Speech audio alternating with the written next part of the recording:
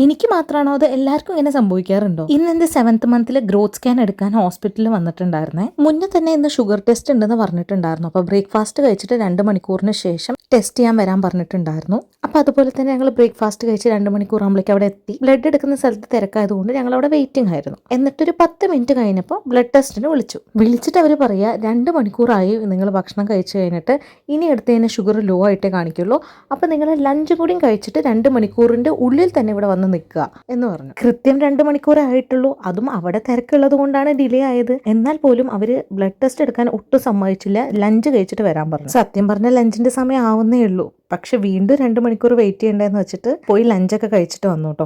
ഓരോ പ്രാവശ്യം ഹോസ്പിറ്റലിൽ വരുമ്പോഴും വൈകിക്കാനായിട്ടും ചുറ്റിക്കാനായിട്ട് എന്തെങ്കിലുമൊക്കെ കാരണം ഉണ്ടാവും കേട്ടോ. നമ്മുടെ ഒരു ദിവസം തന്നെ ഹോസ്പിറ്റലിൽ മൊത്തമായിട്ട് അങ്ങ് പോവും. ഇതിന്റെ ഇടയിൽ നമുക്ക് സ്കാൻ ഉണ്ടായിരുന്നു, അത് കംപ്ലീറ്റ് ചെയ്തു. പിന്നെ 7th മന്തിൽ ഒരു വാക്സിനേഷൻ ഉണ്ട്, അതും കൂടി ഇട്ടിട്ട് ഐസ് പാക്ക് ഒക്കെ വെച്ച് ഞങ്ങൾ അവിടെ നിന്ന് ഇറങ്ങി.